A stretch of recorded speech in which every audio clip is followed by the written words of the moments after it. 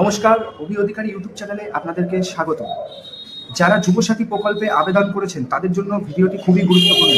হ্যাঁ বন্ধুরা, যারা বেকার ভাতা বা যুবসাথী ফর্ম ফিল আপ করেছেন তাদের জন্য এই ভিডিওটি খুবই গুরুত্বপূর্ণ। আপনারা ভিডিওটিকে স্কিপ না করে সম্পূর্ণ দেখুন।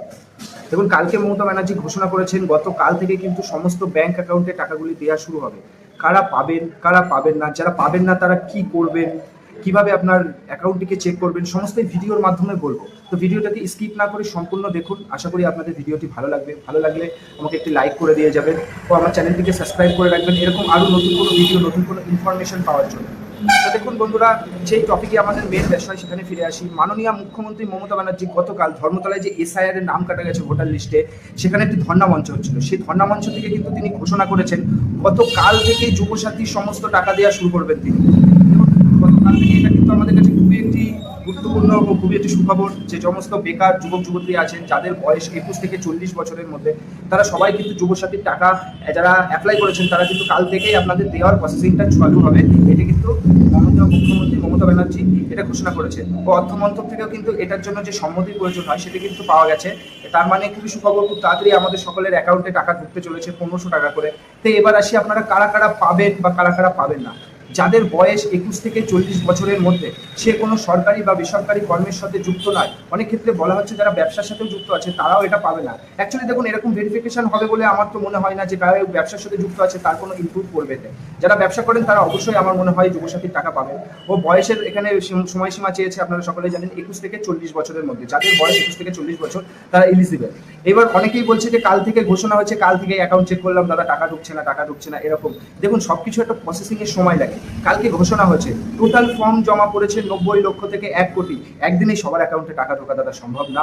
ডিস্ট্রিক্ট ভিত্তিক বা জেলা ভিত্তিক কিন্তু টাকাগুলো ছাড়া হয়ে থাকে। অনেক সময় এইভাবেই টাকা পয়সা, সরকারি যত অনুদান আসে এইভাবেই হয়তো আসে।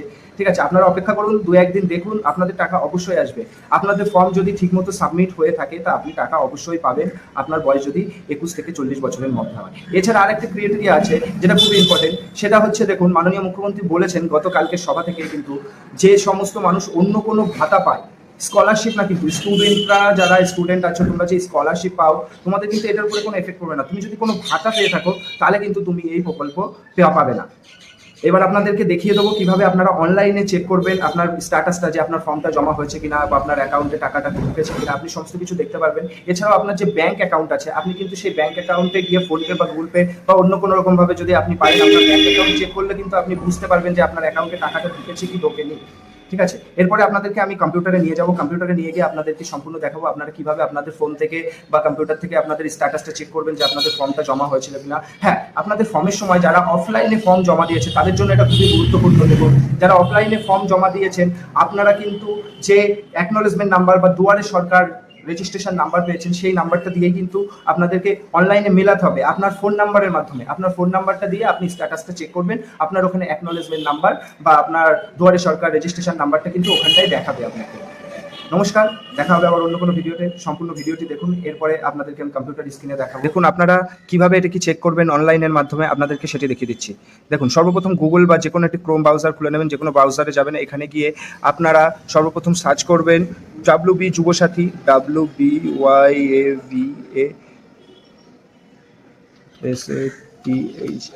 WB যুবসাথী বলে সার্চ করলে দেখুন এখানে একটা পোর্টাল খুলে যাবে বাংলার যুবসাথী বলে। দেখুন, দেখতে পাচ্ছেন এরকম পোর্টাল, বাংলার যুবসাথী পোর্টাল খুলে যাবে।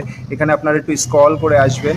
স্ক্রল করে আসলে দেখুন এখানে দেখতে পারবেন আপনারা অ্যাপ্লিকেশন স্ট্যাটাস, অ্যাপ্লিকেশন সাবমিশন।